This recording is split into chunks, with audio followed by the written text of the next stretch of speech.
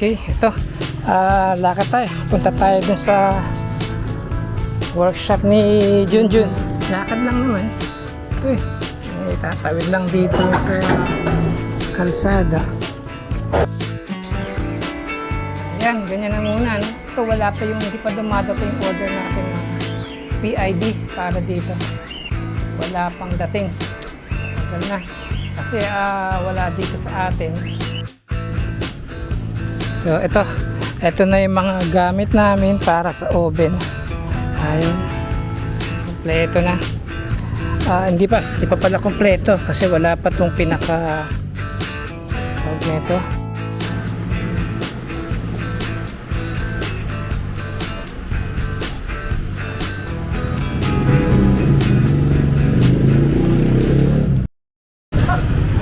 Ito, titingin na kami ng bakal ngayon para sa oven. Ito ata, puti ata yung last na ginamit. Ito makapal. Ito pula. Tapos ang 1 by 1.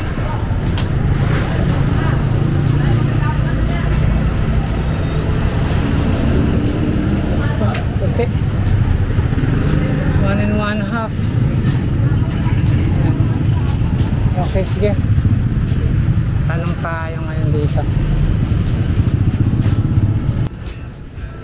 So, ito na yung mga gamit namin para sa oven. Ayun. Kompleto na. Hindi pa pala kompleto kasi wala pa tong pinaka tawag nito, yung insulation niya, yung basta heat insulation niya. Yun, medyo may presyo din, makapal-kapal kasi yun, at 5 meters ang haba. So dalawang 5 meters na ganito, isang ganitong yero, ganito rin kataas, 5 meters ang isang rolyo, dalawang rolyo ang kinuha ko kasi kakalanganin sa isang rolyo. Ang thickness niya ay nasa mga 2 inches din yung pinaka insulation, ganito rin ang kapal. So yan, bahala na si Junjun dito anong diskarte. Ayan. Okay, kukupiin na lang naman ni Junjun yung nandun sa bahay na oven. So ito lang bahay ni Junjun, oh. Dito sila, ayan ang bahay nila. Ito yung bakod namin, pinakalikod namin. Ito. Ayan. So talagang pader lang ang pagitan namin ni Junjun. Ito. Ayan. Ito bahay nila. Ito yung bahay na namin ito.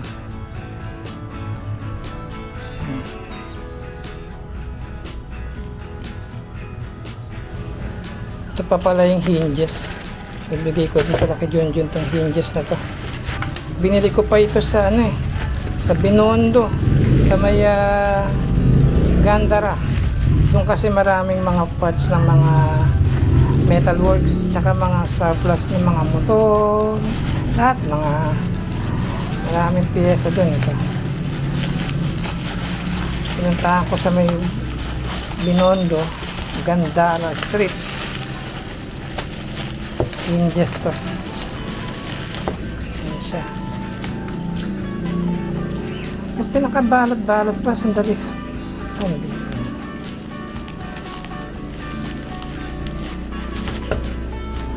siya. Wait, teka, tanggalin natin. Dun sa Gandara Street, sa Binondo, doon lahat yung mga fabricator ng pagdating sa metal. Maraming mga gamit doon na mabibili. Kasi doon sa may oven na gagawin, dito pwedeng ordinary hinges lang. Kailangan talaga magandang klaseng hinges ang kakabit doon. Bakal talaga. Ayun.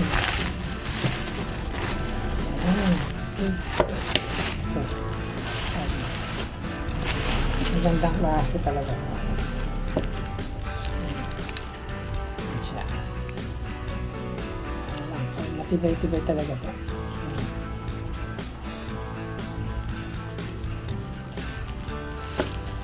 Ayos to.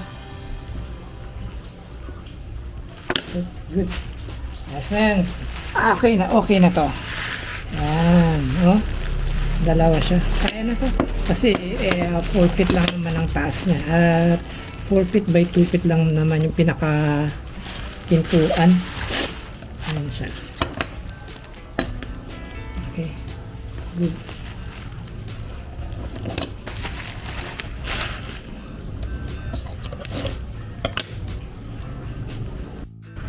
Dito na si Junjun at sinusukat niya na yung una kong ginawang oven. Pang-open niya na lang. Ayan, pinaplano na ni Jun at mas mapapaganda pa tong oven na pagka si Junjun ang gumawa kasi talagang mapupulido. Itong aking ginawa ay hindi naman ganun talaga siya kapulido. Gawa ng ano lang naman tayo, trying hard sa metal works. Pero itong si Jun talagang ano to forte niya to metal works. Kaya mai-improve niya pa yung sistema ng ginawa kong oven. Tapos pati yung pinaka heater, ayan, sinukatan niya rin yung heater na yan, yung dapat. Kasi dalawang heater to malalaki. Sa ilalim nasa 1,500 watts ang isa. Buti na lang at nasukat at magkakaroon ng konting clearance sa loob ng mismong oven. Ayan. Tamang-tamang sukat lang. Talagang may tama pa yung mga lechonero ng 31. Nagpunta ako doon kanina sa farm, ganun din sila si Puroy tsaka si Rambo. Ngongo pa rin magsalita. Ito si Jun, ganun din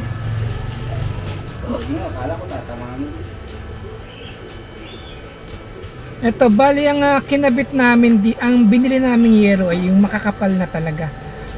Para hindi siya basta-basta misang kasi pagka manipis baka malusaw tulad nitong kinabit ko, pero hindi pa naman nalulusaw to.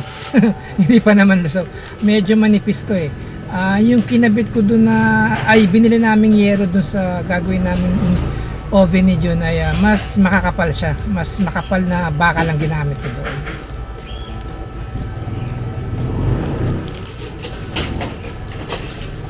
Pang bakal talaga to, Jun, itong binili mo to? Pointed na pointed yung ang liit ng tip niya, ang ganda.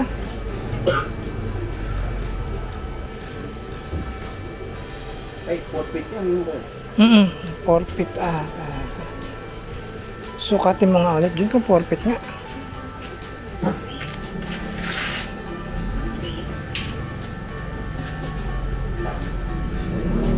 Feet ang loob.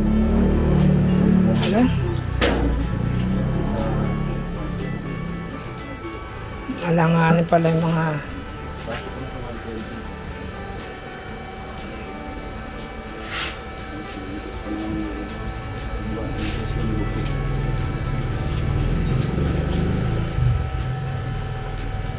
kaya pala nag-alanganin, gawa ng tupi pala ng yero, Oo. Ito nga palang bisagra. Bigyan na natin kay Junjun.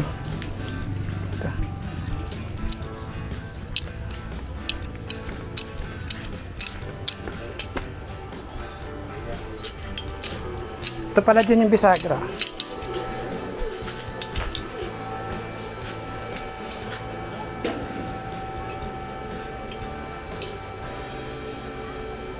Hindi ko pa nga nabila ng holder ng ganito yung lock.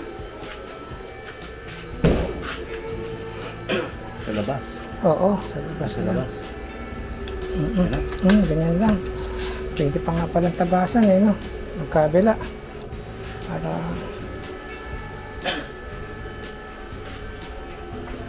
dos pala yung lapad yan.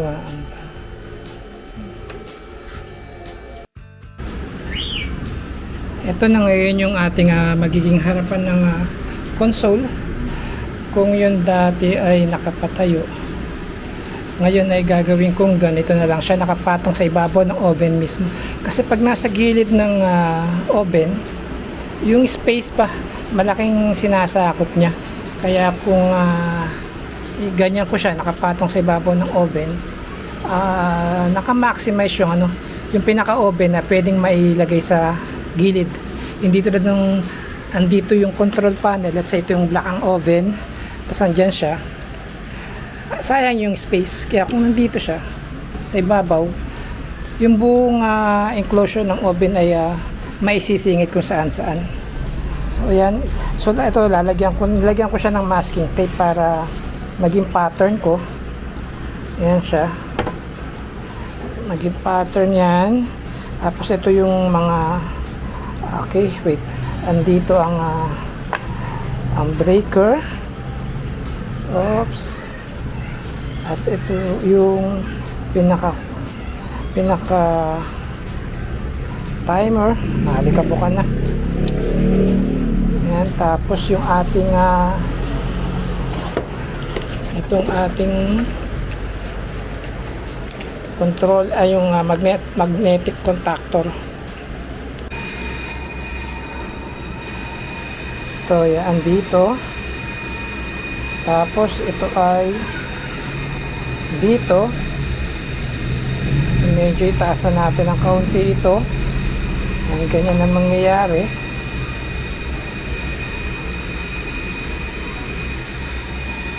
Bali ito pala, sorry sa loob pala ito ng box, sa loob ng box ito. So mangyayari niyan ay ganito. Ganyan siya, tapos yung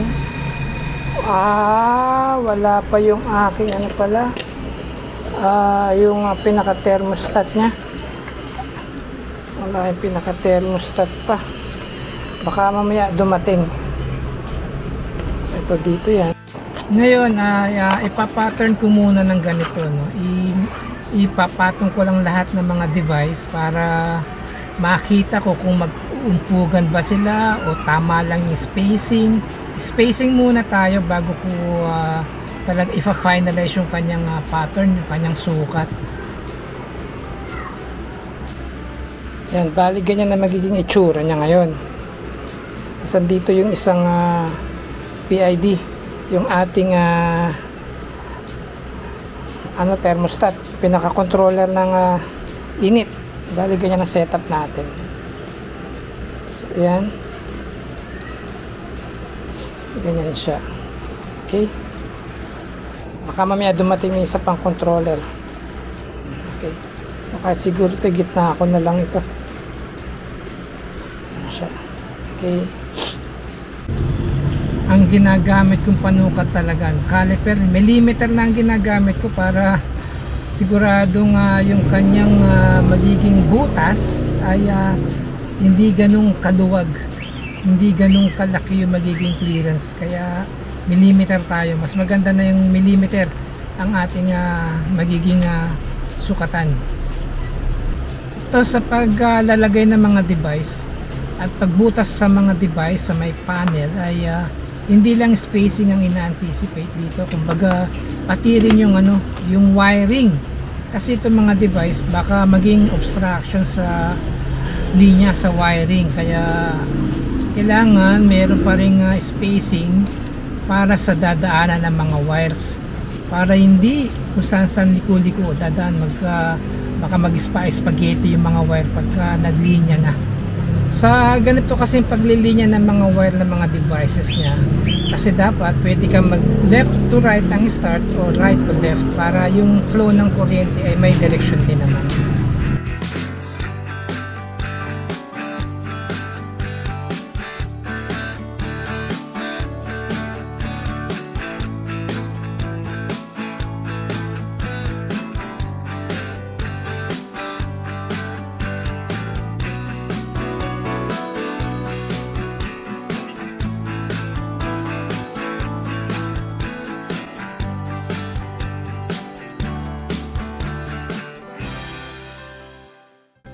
Bali, ang gagawin natin ganitong control panel ay dalawa.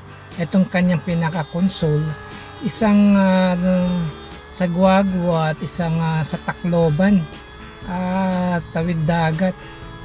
Itong sa Guagua, Pampanga naman ay buong unit mismo, console at pinaka-oven. Yun nga, yung oven, ang gumagawa na ng oven ay si Junjun ba.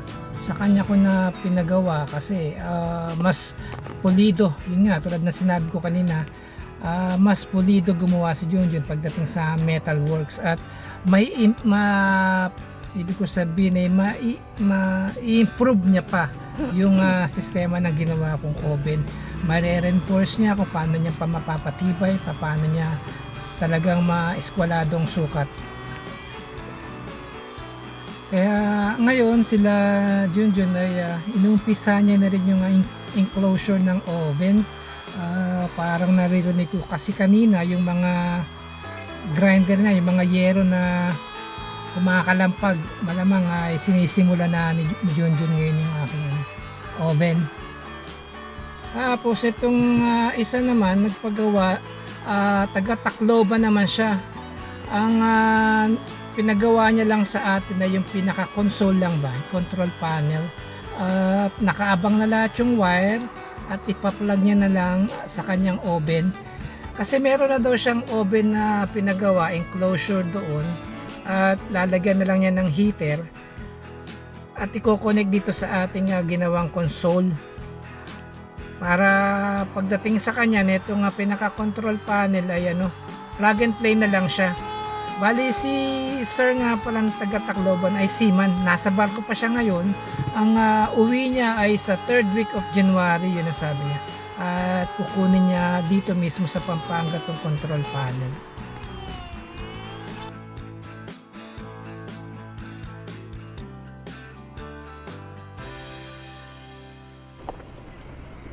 Ayan na muna yung ating nabutas ngayon, hanggang dito muna ang trabaho natin, gawa ng kulang pa yung parts natin at magbutas na lang tayo sa susunod. Okay, ito lakad tayo, punta tayo dun sa workshop ni Junjun. Lakad lang naman ito tatawid lang dito sa kalsada. Punta natin.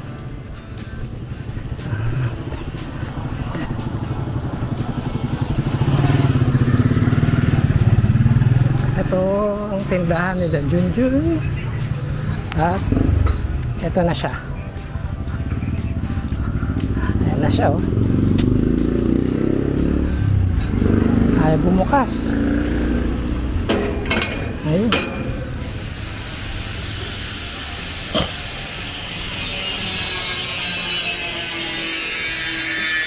Ayan na si Junjun.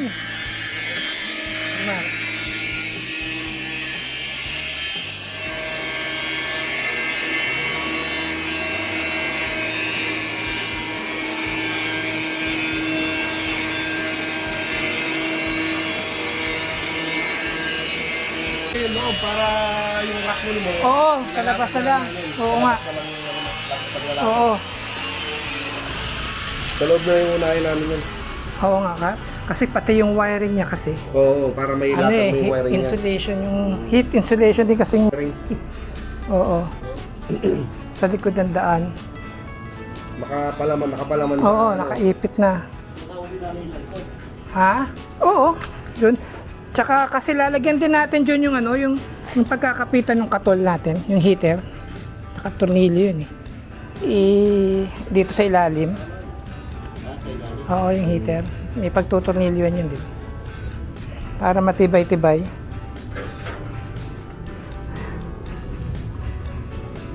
Ganda na. Oo. Ano na lang yan. Ang bilis no. Nakahon na agad. Bali, itong oven na to, naka double walling pa to. Meron siyang insulation na ilalagay dito, yung tinatawag na rock wool heat insulation, yung pang oven talaga, para less ang init sa kanyang enclosure sa labas, para medyo hindi gaano mainit ba, para pag ginawa ka na tolerable naman. Mag-iinit at mag-iinit, di maiwasan yung mag-iinit talaga yung tolerable lang. Ayan, ito ngayon ay ayan, ginuguhitan na nila yung pagbebend. Ibebend pa kasi nila tong yero para ipasok dun sa loob mismo ng tubular, sa may square sa looban. Kumbaga may welding na lang nila tong yero. Kasi kayang-kayang i-welding tong yero kasi napakakapal din tong yero na itong nakuha namin. Makapal na yero, kaya pwede siyang i-welding, hindi basta-basta matutunaw.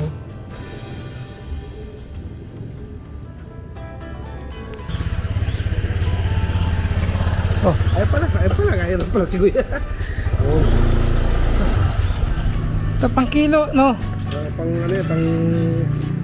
Ano mo rin ka lang.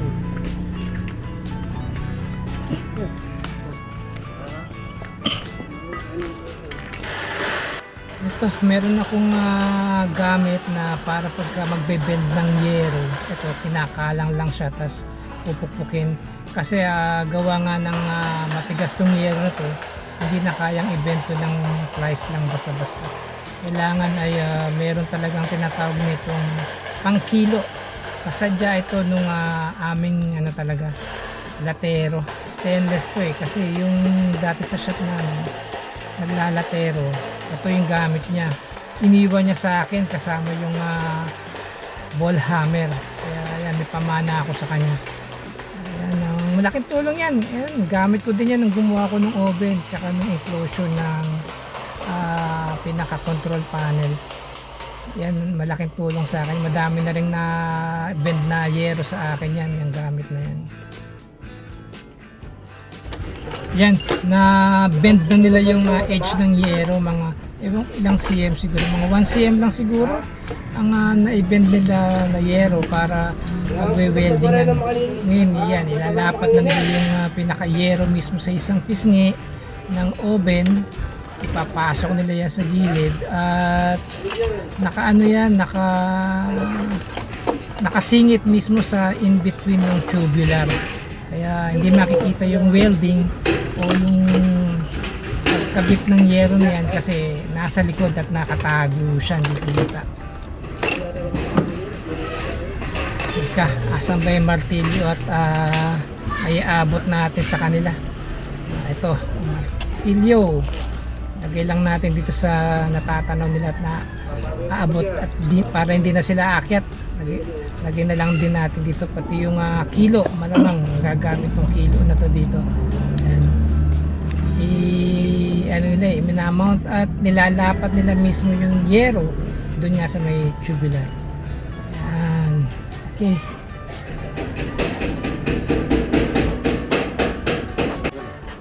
Ano ko lang may pagin. Ini po po naman. Ayun.